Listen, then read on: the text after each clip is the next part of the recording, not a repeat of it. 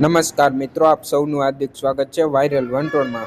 મિત્રો, આજે આપણે વાત કરવાના છીએ રાજકોટના જંગલેશ્વર વિસ્તારમાં ચાલી રહેલા ડિમોલેશન વિશે।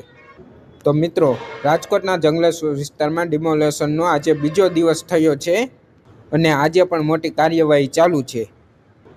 મિત્રો, આજે વધુ 400થી પણ વધુ જેટલા ગેરકાયદેસર મિલકતો તોડી પાડવામાં આવી છે। ગઈકાલે 1000થી પણ વધુ બાંધકામો તોડી પાડવામાં આવ્યા હતા। એટલે કે માત્ર 24 કલાકમાં જ આખું જંગલેશ્વરનો નકશો બદલાઈ ગયો છે ને જંગલેશ્વર બદલાઈ ગયું છે। ચુસ્ત પોલીસ બંદોબસ્ત વચ્ચે સવારથી જ બુલડોઝરો ફરી વળ્યા છે। તંત્રએ આખા વિસ્તારને 7 સેક્ટરમાં વહેંચીને આ મેગા ડિમોલેશન હાથ ધર્યું છે। કાલના એક જ દિવસમાં 1119થી વધુ મિલકતો તોડી પાડવામાં આવી છે, જે રાજકોટના ઇતિહાસમાં સૌથી મોટું ડિમોલેશન માનવામાં આવે છે। અને રાજકોટના જ નહીં પણ સૌરાષ્ટ્રમાં સૌથી મોટું ડિમોલેશન, આ પહેલું મોટું ડિમોલેશન છે। આ રાજકોટનું જંગલેશ્વર ડિમોલેશન નદીના કાંઠામાં દબાણો પર દૂર કરવામાં આવ્યું છે અને આજ બપોરે 3 વાગ્યા સુધીમાં લગભગ આ કાર્યવાહી સંપૂર્ણપણે પૂર્ણ થઈ શકે તેવી શક્યતાઓ સામે આવી રહી છે। અને હવે મિત્રો, જરા કલ્પના કરો, જે જંગલેશ્વર વિસ્તારમાં ગઈકાલ સુધી લોકોની અવરજવર, વેપાર અને અવાજોથી ગુંજતો હતો, આજે ત્યાં જ કાટડા, ધૂળ અને મશીનોના અવાજ જ સંભળાઈ રહ્યા છે। લોકોના મકાન પડવાનો અવાજ સામે આવી રહ્યો છે।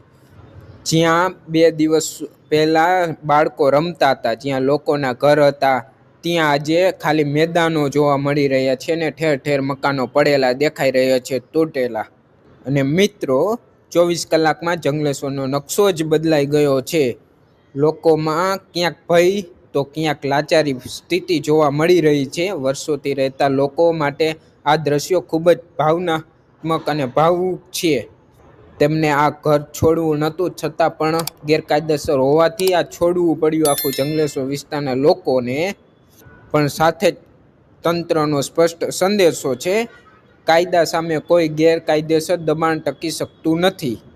અને હાલ પણ ડિમોલેશનની કામગીરી ચાલુ છે અને આજે બપોર સુધીમાં લગભગ આખું ઓપરેશન પૂર્ણ થઈ શકે તેવી સંભાવનાઓ સામે આવી રહી છે। મિત્રો, માત્ર 24 કલાકમાં જ રાજકોટનું જંગલેશ્વર ખંડેર બની ગયું છે। આખી સચ્ચાઈ જાણો આ વિડીયોમાં। રાજકોટ જિલ્લાના નદીના કાંઠે વસેલું આ એક વિસ્તાર, જે ગેરકાયદેસર દબાણથી બનેલું, લોકો ત્યાં ગેરકાયદેસર મકાન બનાવીને રહેતા હતા, તે વિસ્તારનું નામ પડ્યું જંગલેશ્વર।